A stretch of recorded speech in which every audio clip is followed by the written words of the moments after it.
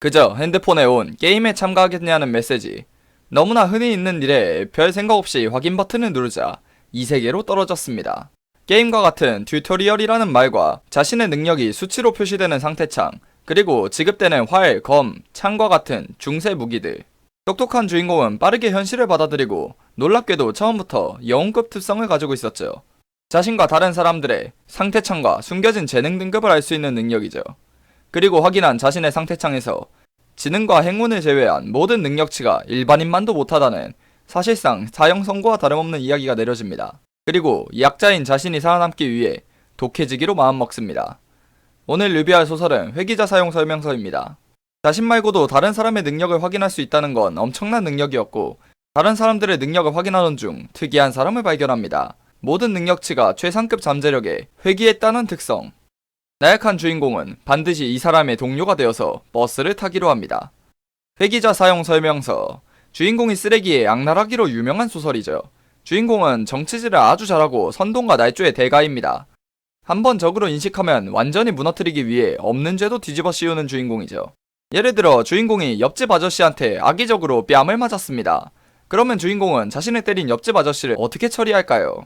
일단 그 아저씨를 아동 성폭행범으로 없는 죄를 만들어 뒤집어 씌운 뒤 깜빵에 넣은 후 자신이 직접 꺼내서 탈옥범으로 만들고, 그 상태에서 다시 성폭행을 한 전세계적 쓰레기로 만든 후 가둬놓고 고문하다가 죽인 후에 세상에는 도망치다 들짐승에게 죽었다고 알리겠죠. 물론 그 아저씨는 주인공 뺨을 때린 것 외에는 모두 날조된 존재하지도 않는 일이지만요. 이렇듯 적이라고 인식하면 아예 끝장을 내놓습니다. 거기에 덤으로 그 아저씨가 가지고 있던 재산은 피해자인 자신이 꿀꺽하면 완벽하겠네요. 이 소설이 처음 연재될 때 제목이 인간 쓰레기였다고 하는데, 그때 제목이 아주 잘 어울리는 주인공입니다. 현재 제목인 회귀자 사용 설명서만 보면 주인공이 회귀자를 능수논란하게 다루며 버스를 타는 것 같은 느낌이지만, 실상은 무력적인 부분은 회귀자와 동료들을 믿지만 그 외의 모든 부분은 주인공이 90% 이상 처리합니다. 거기에 주인공은 전투력만 따지면 아주 강하지는 않지만 전투에서도 자신만의 역할을 만들어 1인분은 합니다. 물론 거기에 머리 쓰는 게 추가되면 혼자 캐리하지요. 주인공의 지략, 모략, 정치질로 상황을 처리합니다. 그리고 주인공이 또 운도 끝내줘서 이래저래 기원을 얻어 선천적인 한계도 어느 정도 극복하고요. 저는 솔직히 이 소설이 하렘일 거라고 예상을 못했는데, 주인공 옆에 첫 번째 히로인이 무시무시한 얀데레인데 이게 참 어떻게 하렘이 되더군요. 그래도 하렘이 너무 억지스럽지 않아서 좋았습니다. 약간은 이해 안 되는 부분도 있지만 전체적으로 히로인들이 주인공을 좋아하는 게 이해가 됩니다. 주인공의 히로인들은 죄다 어딘가 나사가 빠진 사람들인데, 이건 주인공에게 그런 여자들만 꼬이는 것도 있지만 멀쩡한 여자도 주인공을 만나면 주인공이 미친년으로 만들어버립니다. 가장 아쉬운 점은 주인공에 대적할 만한 악역이 없습니다.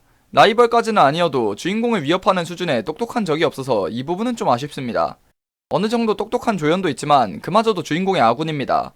덕분에 주인공은 큰 위기 없이 계속 승승장구하죠. 실질적으로 주인공을 위협하는 건 주인공의 히로인들밖에 없습니다. 제가 매기는 회귀자 사용 설명서의 평점은 세계관 3.5점, 스토리 전개 4.5점, 필력 4.5점, 설정의 탄탄함 3.5점, 주인공의 지능 5점, 악당, 조연들의 지능 3.5점, 개그 요소 3점입니다. 악랄하고 똑똑하며 인간 쓰레기 주인공을 원하시는 분들께 아주 좋은 소설입니다.